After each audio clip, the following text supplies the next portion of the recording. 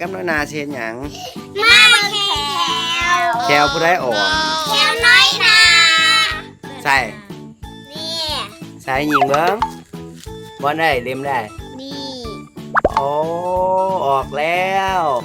แม่ย่าใส่แขวลูกดิแขวลูกพระท่านลนเนาะพอไม่บนถนนแขวแขวอุ้ยจะเสียแขวนี่เรื่องล่ะใส่แขวเอามาใส่เบิ้งดูไปใส่เอามาให้พ่อเบิ้งก่อนแขวใส่ตะวันใส่ถุงมันสิเหี่ยมื้อแรงเอามื้อแรงสิเฮ็ดหยังมื้อแรงสิพากันเฮ็ดหยังว่ามันเป็นแขวเจ้าฟังพอเบามื้อแรงสิเฮ็ดหยังมื้อแรกจะเอาแขวใส่กล่องมอน ใส่กล่องหมอนเฮ็ดหยังเอาไหนเงินหาได้ของขวัญบ่ได้สลิปดูอยากได้หยังได้สลิปว้าบัดนี้ขั้นอันนั้นเอาใส่ใส่กล่องหมอนแล้วแม่นหยังจะเอามาให้นางฟ้าน างฟ้าจะเอาหยังมาให้ สลิปให้ผู้ใดให้คนหูบ่หรือให้คนบ่หูให้คนหูนางรีดดี้น้อยนาเอาหมดเรือ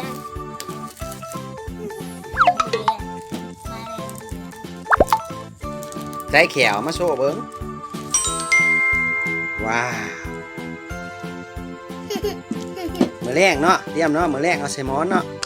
แล้วเนาะละลายเงินแล้วเฮามาเบิ่งกันว่า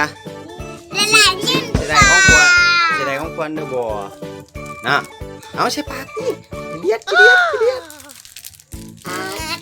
นี่เบิ่งคนแขวว่องเห็นเนาะน้ำบ่ไปลูกเช่นหยังบอกได้ดิแล้วบอกจะเอาแขวไว้กองมอน เอาไว้กองหมอนให้หยังจะได้สลิปได้ของขวัญได้ของไว้กระจักแนวฝาดเอาใส่เท่ลูกมือบ่เท่หรอบ่เท่เราใส่มาโถงโลดเต็งเนียนลายเบอร์สลิปอ้าวนอนนอนไผนอนมันไว้เขานอนแล้วมืออื่นเนาะกันผู้ใดคำหูนี่แสดงว่าได้เนาะไม่อยากคำหูบ่ไม่อยากคำหูบ่นอนมืออื่นจะมาเบิ่งเนาะเขานอนก่อนบ๊ายบายก่อนมือ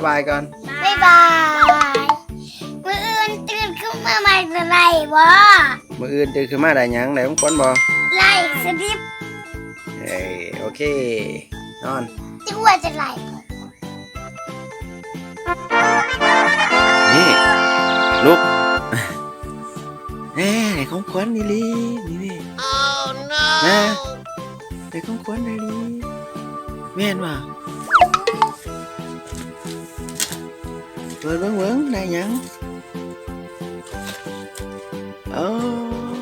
ว้าวได้หยังหั่นโบราณเสือน้ำบ่มีสลิปไม่หูไรยาต้องแกะออกลูกสิปั้นให้น้องอยู่บ่ปั้นหายจูมันมี2กล่องให้น้องอันนึงใส่เบิ่งของขวัญหั่นของขวัญจากนางฟ้าได้หยังโอ้สลิป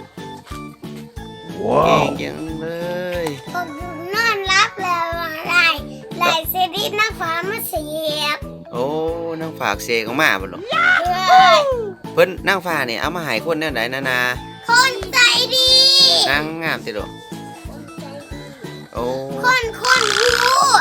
นางฟ้าต้องเอามาให้คนหูเนาะลูกเนาะลูกเป็นคนหูอยู่บ่หนูนอนรับพอเข้าไปบ่นอนแล้วนางฟ้าว่าเอามาให้โอ้แสดงว่ามาให้น้อยนาเนาะยิงแขวเบิ่งใส่แขวน้อยนาได้ปั้นให้น้องบ่ลูกอันนึงปั้นมันมี2อันนะเป็นปั้นให้ปั้นให้น้องโอ้หักกันนะลูกเนาะ2คนเด้เนาะเนาะหักกันเด้วันนี้หลังจากแขวออกแล้วนี่แขวขึ้นลูกสิทูแขวอยู่บ่บัดนี้ทู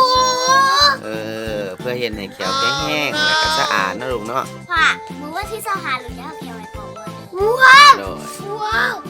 ว้าว เอาบ๊ายบายก่อนบ๊ายบายหมูก่อน บ้า บอกหมูแน่เพื่อนๆว่าอย่าลืมถูเขียวเพื่อรักษาความสะอาด